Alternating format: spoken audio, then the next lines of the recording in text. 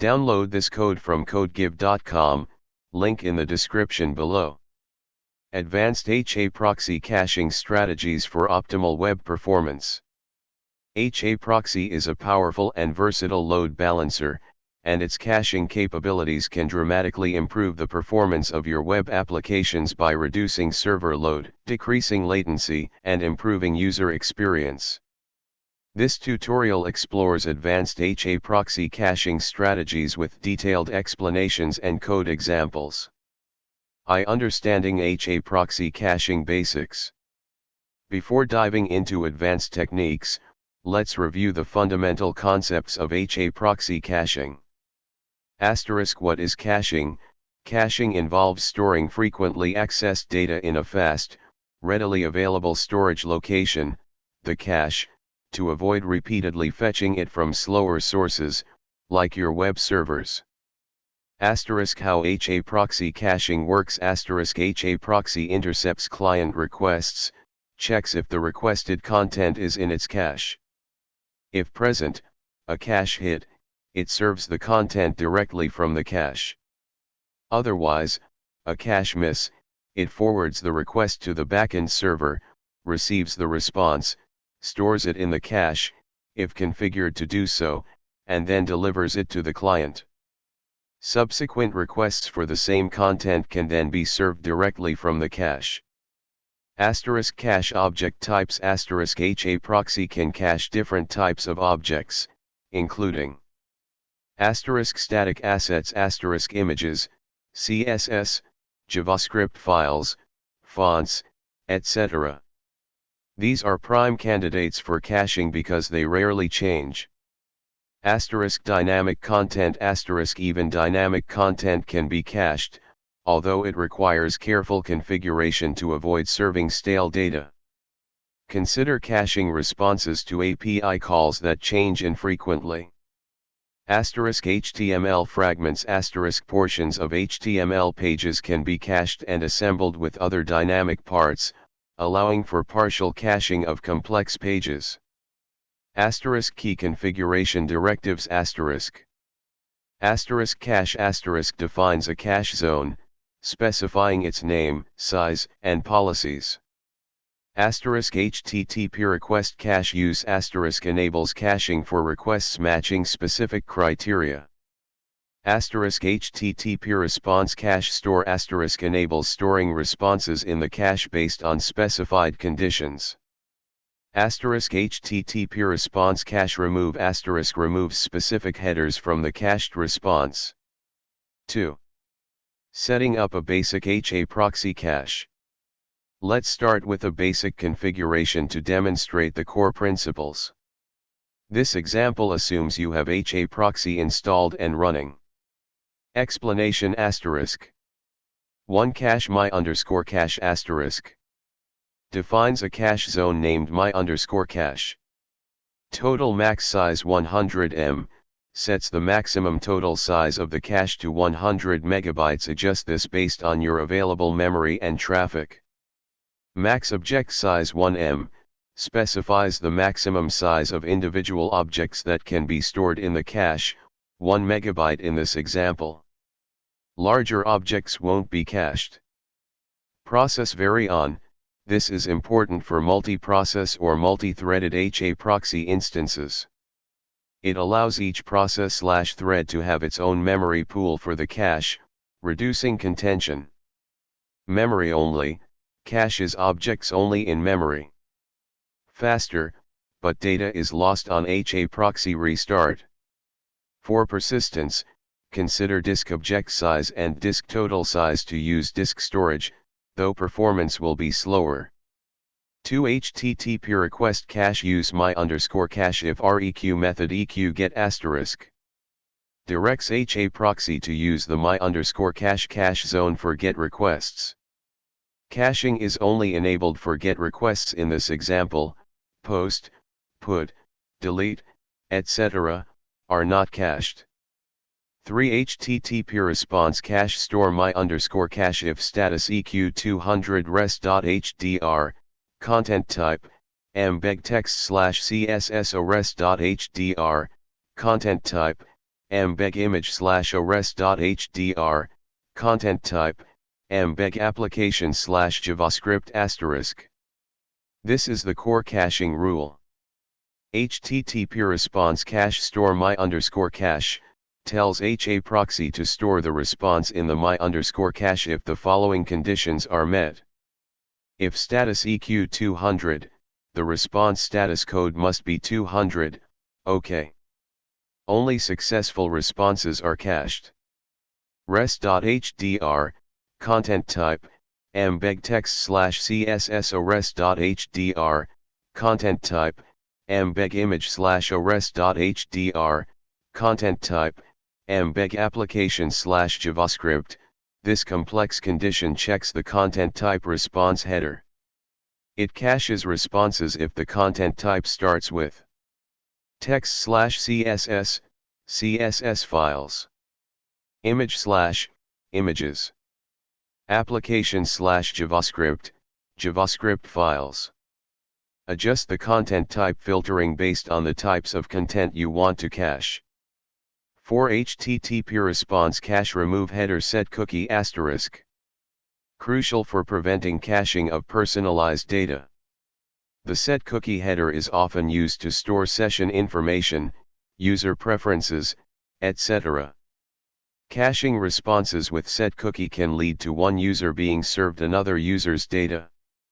Always remove set cookie unless you are certain that the content is truly cacheable even with cookies. 5. HTTP response cache remove header vary *. The vary header indicates that the response depends on specific request headers, example accept encoding or user agent. Removing the vary header can increase cache hits, but it may also lead to serving incorrect content if the variations are important. Use with caution and only when you understand the implications. 6. HTTP response add header cache control public, max age equals 3600 *. Sets the cache control header in the response. This header instructs downstream caches, browsers, CDNs, other proxies, how to handle the cached content. Public allows the response to be cached by any cache, public or private. Max age equals 3600 specifies that the content is considered fresh for 3600 seconds, 1 hour. After this time, the cache may revalidate the content with the origin server. Adjust this value based on how often your content changes. Other options include private, only allows caching by the browser, user-specific. Useful for personalized content if you can ensure cookies are handled correctly. No cache, forces the cache to revalidate the content with the origin server on every request. No store, prevents the content from being cached at all. Must revalidate, similar to no cache, but the cache must revalidate before using stale content. Important considerations for basic caching ***. Cache key *** haproxy automatically generates a cache key based on the request method, get, URL, and optionally, other request headers, if you configure HTTP request cache key. Cache invalidation ** when the origin server updates content, the cached version becomes stale. You need a strategy to invalidate the cache, remove the outdated content, so that haproxy fetches the latest version. The cache control header helps downstream caches, but haproxy itself needs to be told to revalidate or remove the entry. More on invalidation later. Content type filtering *. Be precise with your content type filtering. Avoid overly broad filters, example caching everything, as this can lead to caching dynamic or personalized content unintentionally. Monitoring *. Monitor your cache hit ratio, percentage of requests served from the cache, and cache miss ratio, percentage of requests forwarded to the backend server. A higher hit ratio indicates better caching performance. Haproxy's statistics page, configured with stats enable and stats URI, will provide these metrics. You can also use the show cache my_cache command in the haproxy command line interface, CLI, to view cache statistics. 3. Advanced caching strategies. Now, let's explore more sophisticated caching techniques to fine-tune haproxy's caching behavior. 1. Vary header handling, advanced. The vary header is used to indicate that the server response can vary based on the values of request headers. haproxy needs to consider these headers when generating the cache key to ensure it serves the correct version of the content. The problem if you don't handle vary headers correctly, you might cache a response that's specific to a particular user agent or encoding, and then serve it to other users with different user agents or encodings, resulting in a broken or incorrect experience. Solutions removing the vary header, use with extreme caution. This simplifies caching by ignoring variations, but only use this if you are certain that the variations do not affect the meaningful content. For example, if you know that your website serves the same content regardless of the user agent header, you might be able to remove it. This is generally a bad idea unless you are 100% sure. Explicitly defining the cache key, recommended. You can control the cache key using the HTTP request cache key directive. This allows you to include specific request headers in the cache key calculation, ensuring that variations are correctly handled. This example includes the host, URL, query string, QSTR, accept encoding, and user agent headers in the cache key. Important only include the headers that actually affect the content being served. Including unnecessary headers will reduce cache hit ratio. Carefully analyze your application to identify the relevant vary headers. Use your browser's developer tools, network tab, to inspect the request and response headers. Caching variations separately, more complex, more accurate. haproxy can cache different versions of content based on specific request headers. This provides the most accurate caching but requires more configuration and storage. This is achieved by combining HTTP request cache key with a properly configured backend that understands the different variations. Example, handling accept encoding for gzip compression. Explanation 1 HTTP request set header accept encoding zip, deflate the set header directive makes sure the backend server receives an accept encoding header advertising support for zip and deflate. The add header is used only for debugging. 2 HTTP request cache key HDR, host, URI QSTR HDR, accept encoding, this tells haproxy to include the value of the accept encoding header in the cache key. This means haproxy will store a separate cached version for each accept encoding value. 3 HTTP response cache store my_cache if status eq200 res.hdr, content type, mbeg text /css ores.hdr, content type, mbeg image /ores.hdr, content type, mbeg application /javascript reqhdr, accept encoding, mbeg zip o reqhdr, accept encoding, mbeg deflate o, reqhdr, accept encoding. This line ensures that only gzip or deflate encoded requests and responses are stored. Important this strategy requires your backend server to be able to handle different encodings based on the accept encoding header. 2. Cache invalidation strategies. Cache invalidation is the process of removing stale, outdated, content from the cache to ensure that users receive the latest version. This is one of the most challenging aspects of caching. Time-based invalidation, TTL, time to live. The simplest approach is to use the cache control header with the maxage directive. As shown in the basic example, HTTP response add header cache control public, maxage equals 3600 tells browsers and other caches to consider the content fresh for 3600 seconds, 1 hour. After this time, caches may revalidate the content with the origin server. Limitations *TTL-based invalidation can lead to serving stale content for a period of time, up to the maxage value, if the content changes before the TTL expires. Purging the cache, explicit invalidation. A more precise approach is to explicitly remove specific objects from the cache when they are updated on the origin server. haproxy provides the ability to purge content using an HTTP request. Configuration *. Explanation *. ACL purge method purge defines an ACL, access control list, named purge that matches requests using the purge HTTP method. Purge is a custom method often used for cache invalidation. HTTP request deny if purge, src_is_allowed, this is a security measure. It denies purge requests from any IP address that is not in the src_is_allowed ACL.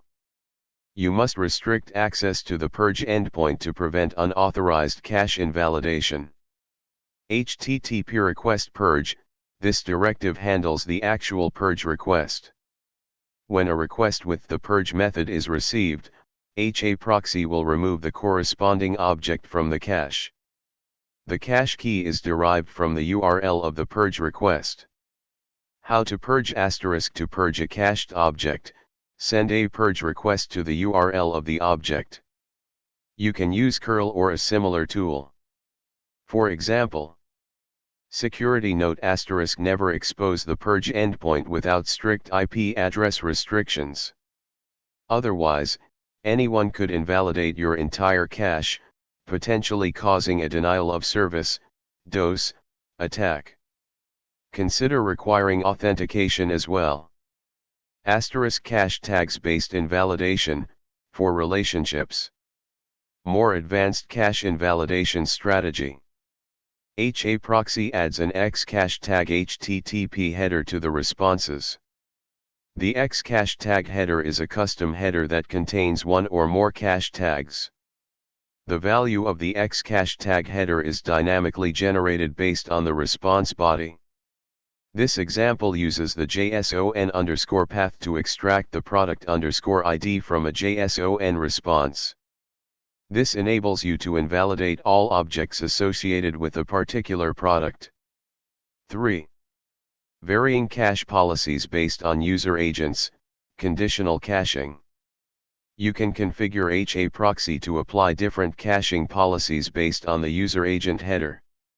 This is useful for serving optimized content to different devices, example different images for mobile versus desktop. Explanation *. ACL is _mobile, defines an ACL to detect mobile user agents using a regular expression. HTTP response cache store, if, is _mobile, stores mobile optimized images in the cache with a shorter maxage, 600 seconds.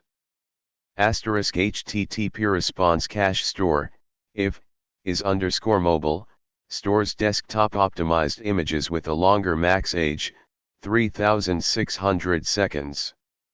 HTTP response add header X cache is mobile, adds an informational header for debugging, indicating if the request was considered mobile. 4. Caching dynamic content, careful considerations. Caching dynamic content can significantly improve performance, but it requires careful planning to avoid serving stale or incorrect data. Identify cacheable dynamic content. Look for API endpoints or pages that return data that doesn't change frequently, example product catalogs, news articles, blog posts. Asterisk use short TTLs. Asterisk set a short max age value in the cache control header, example 60 seconds, 5 minutes, to minimize the risk of serving stale data. Asterisk consider stale while revalidate. Asterisk the stale while revalidate directive allows you to serve stale content from the cache while haproxy fetches the latest version in the background. This provides a better user experience by immediately serving something, even if it's slightly outdated, and then updating the cache in the background. This tells caches to serve stale content for up to 300 seconds, 5 minutes, while revalidating it in the background. Asterisk etag and last modified headers. Asterisk configure your backend servers to send etag, entity tag, and last modified headers. haproxy will automatically use these headers for conditional requests, using if none match and if modified since headers, to revalidate the content with the origin server. If the content hasn't changed, the server will respond with a 304 not modified status code, and haproxy will continue to serve the cached version. Asterisk cookie handling. Asterisk be extremely cautious when caching dynamic content that depends on cookies. Caching responses with set cookie can easily lead to serving personalized data to the wrong users. Remove the set cookie and vary headers unless you fully understand the implications. 5. Hierarchical caching, multiple haproxy instances. For very high traffic websites, you can implement a hierarchical caching architecture with multiple haproxy instances. Asterisk layered cache. Asterisk you can have a front-end haproxy instance that acts as a global cache and a back-end haproxy instance that acts as a more granular cache closer to the backend servers.